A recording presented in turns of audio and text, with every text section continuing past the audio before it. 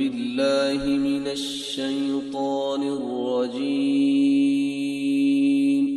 بسم الله الرحمن الرحيم. والسماء والطارق وما أدريك ما الطارق النجم الثاقب إن كل نفس لما عليها حافظ فلينظر الإنسان مما خلق من ماء دافق يخرج من بين الصلب والترائب إنه على رجعه لقادر يوم تبلى السرائر فما له من قوة ولا ناصر والسماء ذات الرجع والأرض ذات الصدع إنه لقول فصل وما هو بالهزل إنهم يكيدون كيدا وأكيد كيدا فمهل الكافرين أمهلهم رويدا.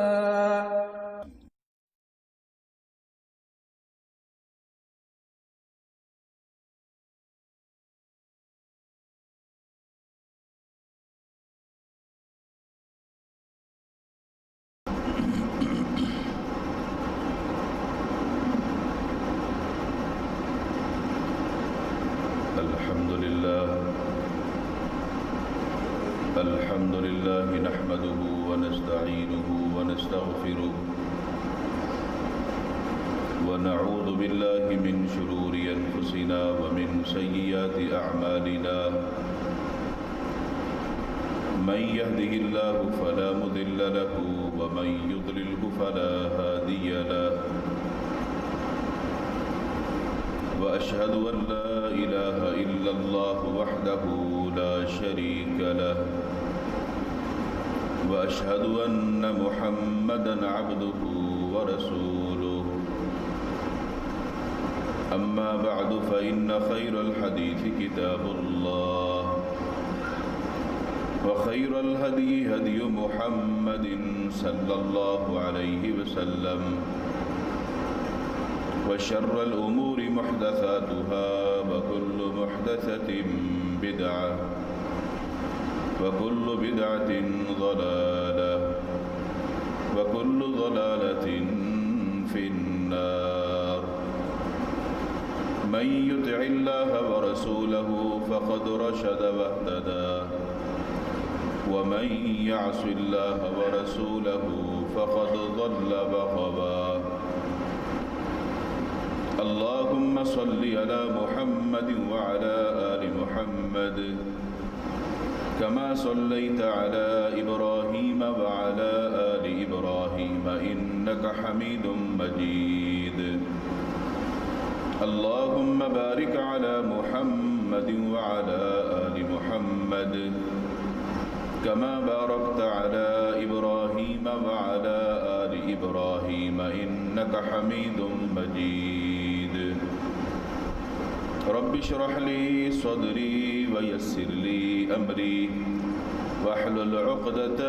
من لساني يفقه قولي. رب زدني علما سبحانك لا علم لنا إلا ما علمتنا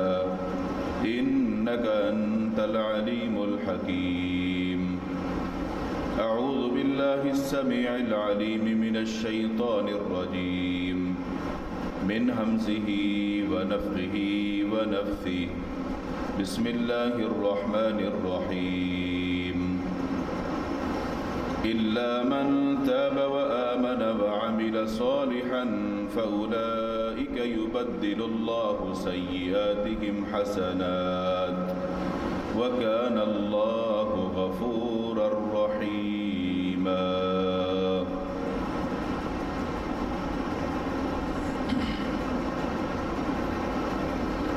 ہر قسم کی حمد و ثنا کبریائی بڑائی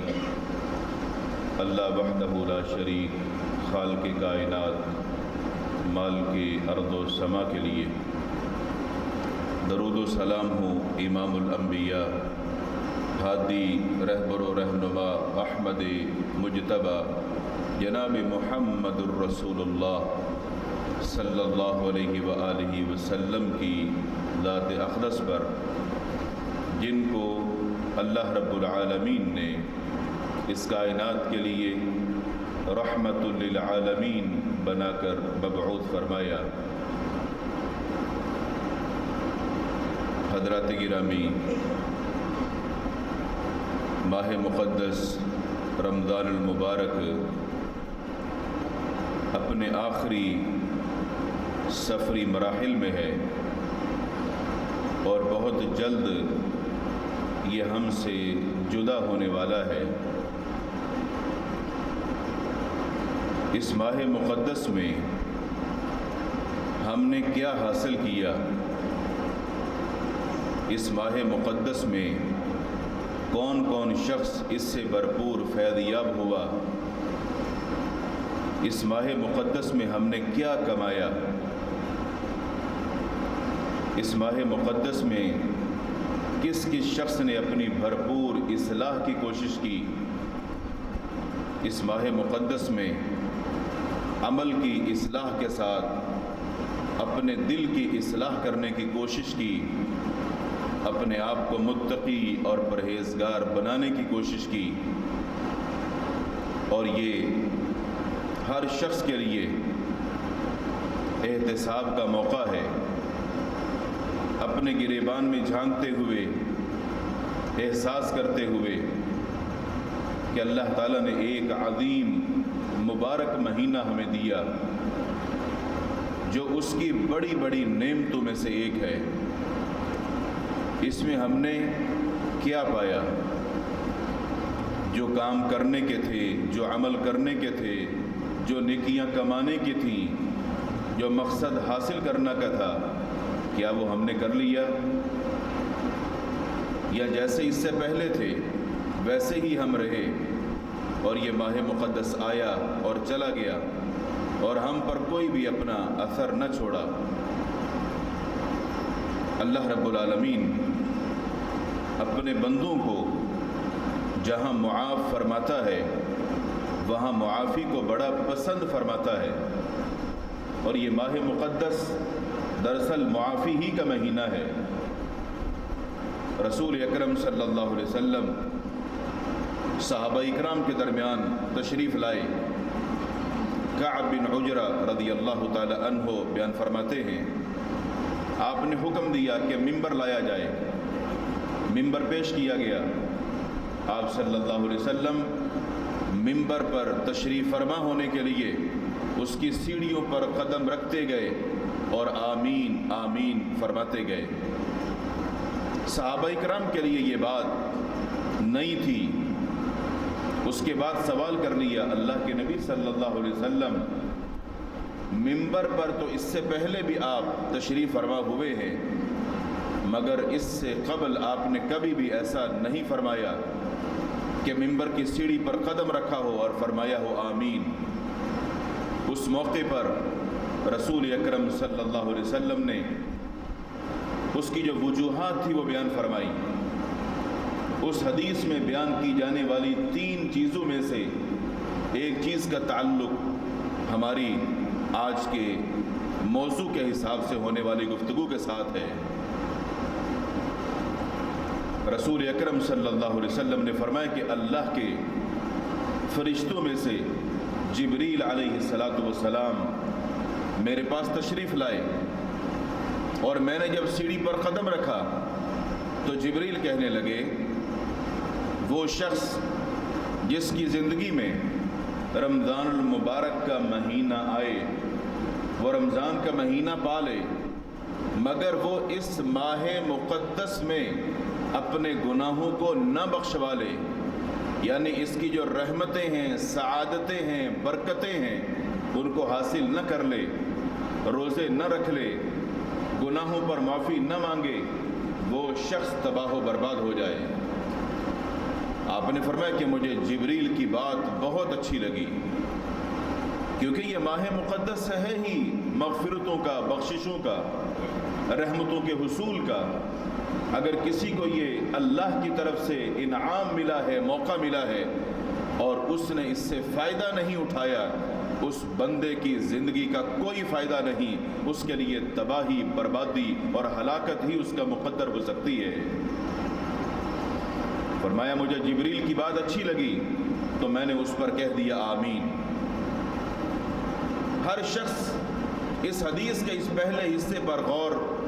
کرتے ہوئے تھوڑا سا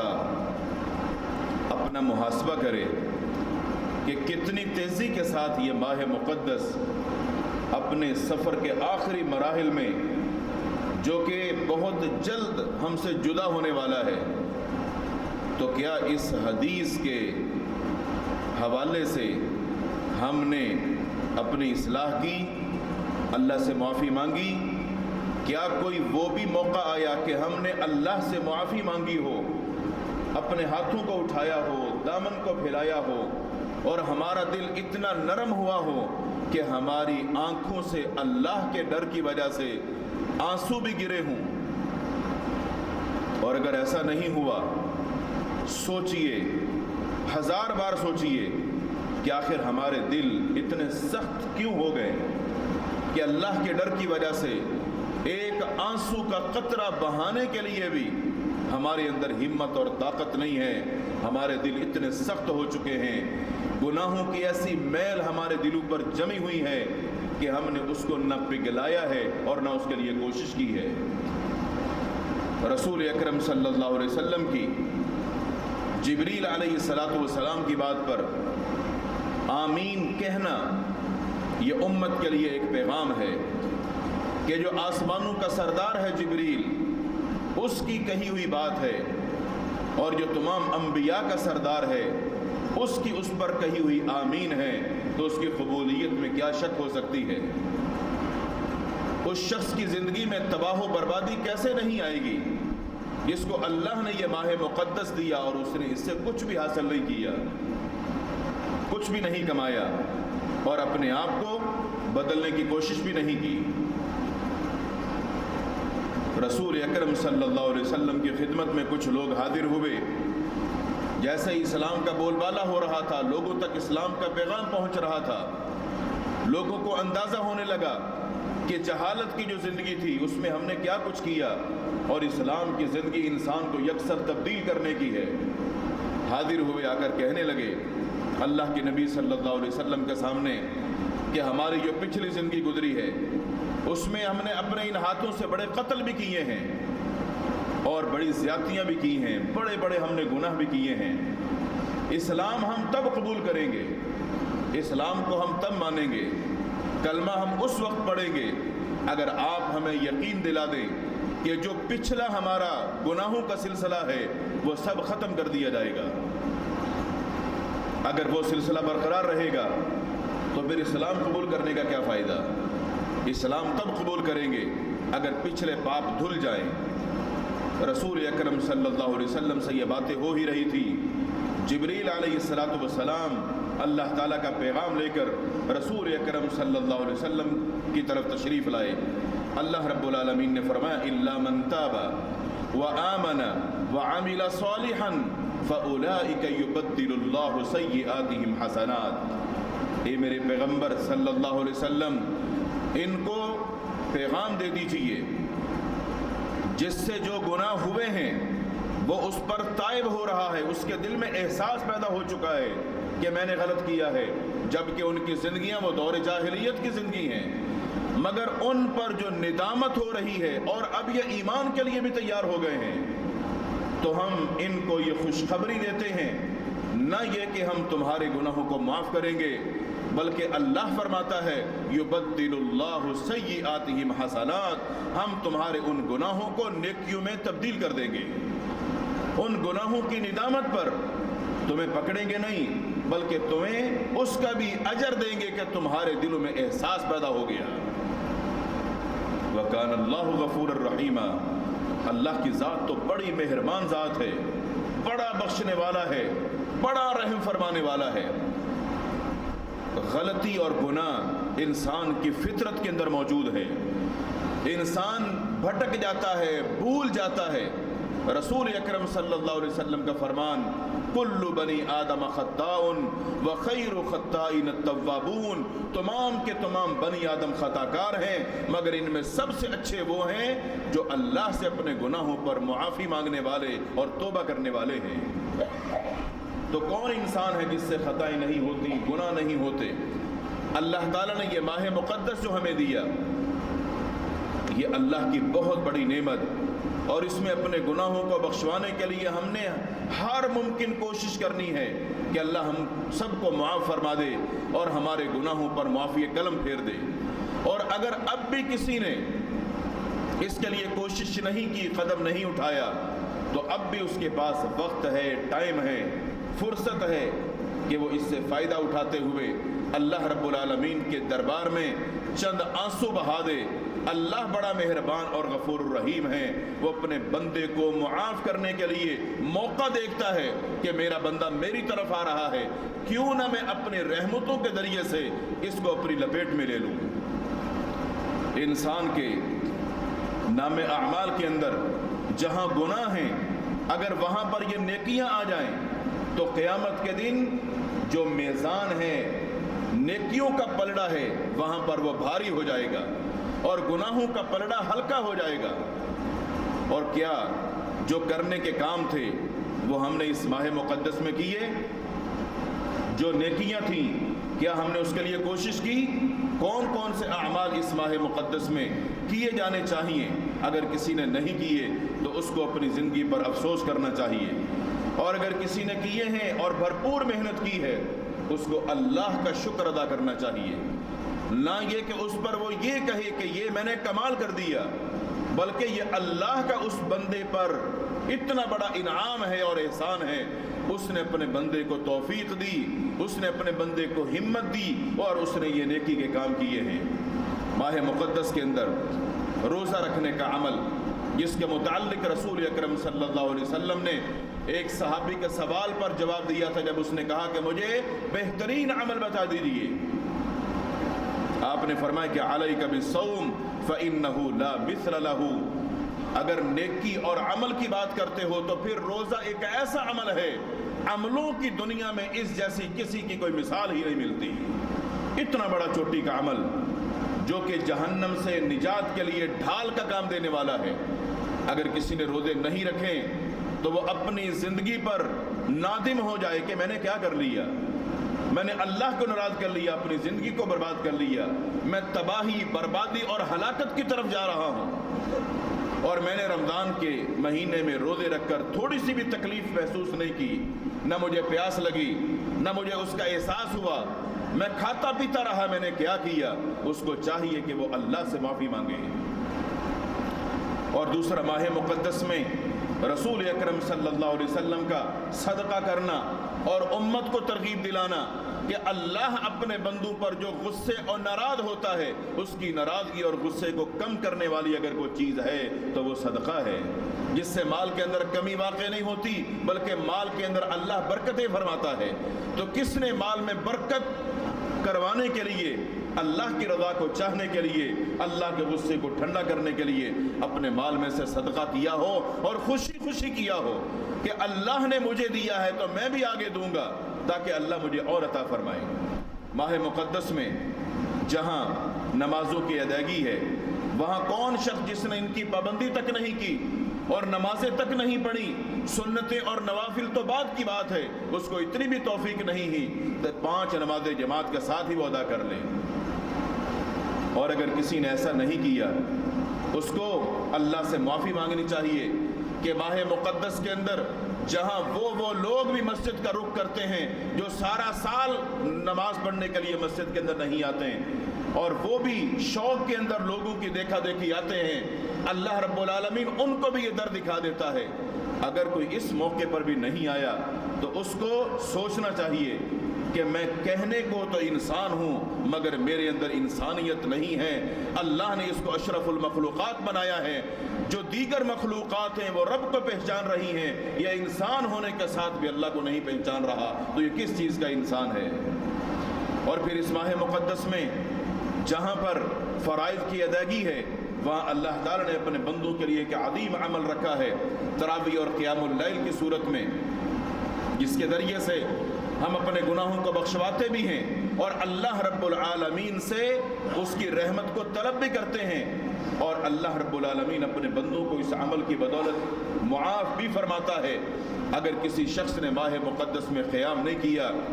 اور یہ تراویح نہیں پڑھی، اس کو اپنے اوپر افسوس کرنا چاہیے کہ میں نے کتنی بڑی چوٹی کی نیکی کو ضائع کر دیا، اور میں اپنے کام دھندوں اور مصروفیات کے اندر لگا رہا، اور یہ وقت بھی تیزی کے ساتھ ہاتھ سے نکل گیا، میں نے کچھ بھی حاصل نہیں کیا۔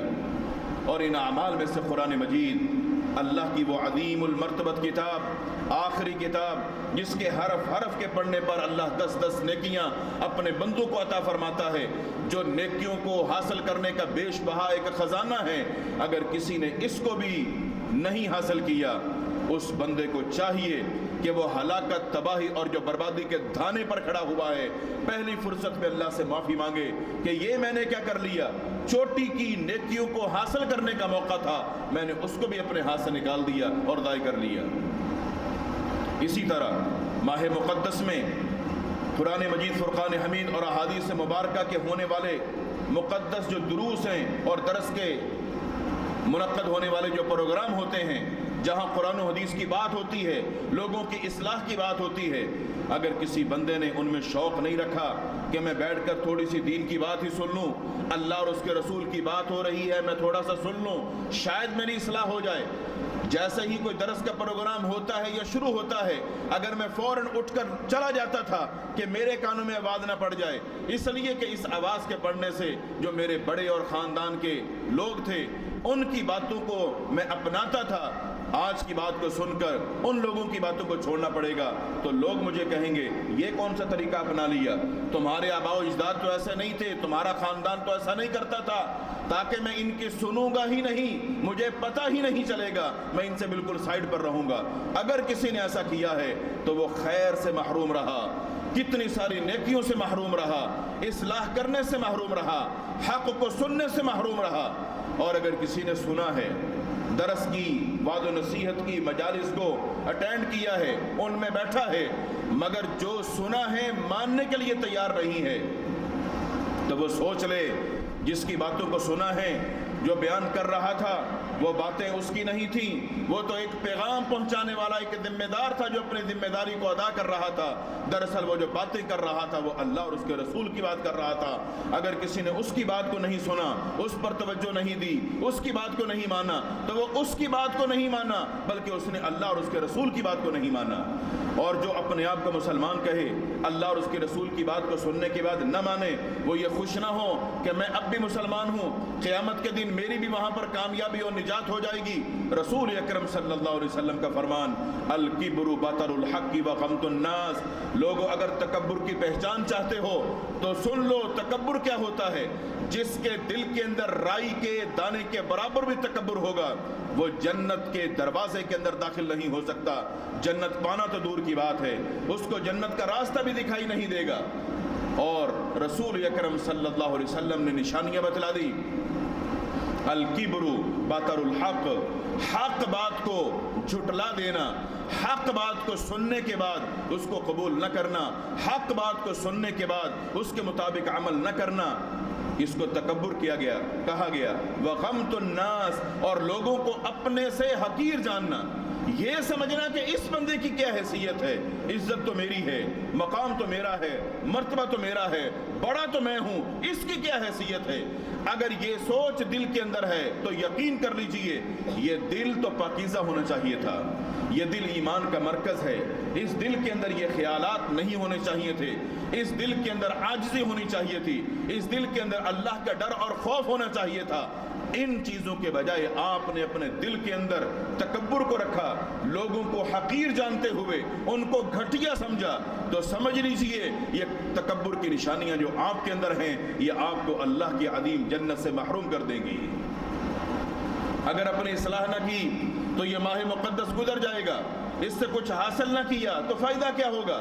یہ تو لوگوں کی اصلاح کے لیے دیا گیا تاکہ لوگ اپنی اصلاح کر لیں، تاکہ لوگوں کو یہ احساس ہو جائے کہ ہمارا رب ہم سے کتنی محبت کرتا ہے، کتنے اس نے ہمیں مواقع دیے ہیں کہ میرے بندے یہ بھی نیکی کر لیں، یہ بھی نیکی کر لیں، یہ بھی عمل کر لیں، تاکہ کسی نہ کسی بہانے میرے بندے کو کامیابی مل جائے، اس کو جنت مل جائے۔ اور اگر کسی نے اس کے لیے کوشش نہیں کی تو پھر سوچنے کی بات یہ ہے کہ رسول اکرم صلی اللہ علیہ وآلہ وسلم نے اس شخص کے لیے تباہی، بربادی اور ہلاکت کی جو بات کی ہے، اور اس پر جبریل کے الفاظ ہوں اور پیغمبر کی آمین ہوں، اس بندے کے مقدر میں تباہی، بربادی اور ہلاکت کیسے نہیں آئے گی؟ لمحہ فکریہ ہے، آخری مراحل کے اندر ماہ مقدس ہے، بس ہمارے پاس کچھ گھڑیاں ہیں اور ایک تاخرات ہے اپنے رب کو منانے کے لیے، اس کو راضی کرنے کے لیے، اپنے آپ کو بدلنے کے لیے، اپنے دلوں کی اصلاح کرنے کے لیے، اور اپنی پچھلی زندگی جو گناہوں اور نافرمانیوں کے اندر گزاری ہے اس پر معافی مانگنے کے لیے۔ اور یقین جانیے اللہ رب العالمین کی رحمت اتنی وسیع ہے، اگر کوئی بندہ اپنے دامن کو گناہوں سے بھر کر بھی آئے گا اور آ کر اللہ کے سامنے آنسو بہا دے گا، وہ رب اتنا رحیم ہے کہ وہ اپنے بندے پر ترس کھاتا ہے اور وہ فرماتا ہے کہ میرے بندو تم میری طرف جو آ ہی گئے ہو، تمہارے اندر نا امیدی نہیں ہے، لا تقنطوا من رحمت اللہ، تم میری رحمت سے نا امید نہیں ہوئے، تو پھر یہ بات یاد رکھ لو، ان اللہ یغفر الذنوب جميعا، میں تمہارے سارے گناہوں کو معاف فرما دوں گا۔ اللہ کے ہاں تو کوئی کمی نہیں ہے، ہمارے آنے میں، ہمارے مانگنے میں، ہمارے بدلنے میں، ہمیں اپنی اصلاح کرنے میں، اس میں تاخیر ہے۔ اللہ کے ہاں کوئی نہ کمی ہے نہ تاخیر ہے، اس لیے ہمیں چاہیے اس ماہ مقدس کے اندر اگر کچھ باقی رہ گیا جو ہم نے حاصل نہیں کیا، اس کو حاصل کرنے کی کوشش کرنی چاہیے۔ اگر اصلاح ابھی تک نہیں ہوئی تو حاصل کرنے کی کوشش کرنی چاہیے کہ ہماری اصلاح ہو جائے۔ اللہ تعالیٰ سے دعا ہے اللہ تعالیٰ ہم سب کو دین سیکھنے، دین سمجھنے، اپنی اصلاح کرنے اور اس ماہ مقدس سے مستفید ہونے کی توفیق عطا فرمائے۔ وآخر دعوانا ان الحمد للہ رب العالمین۔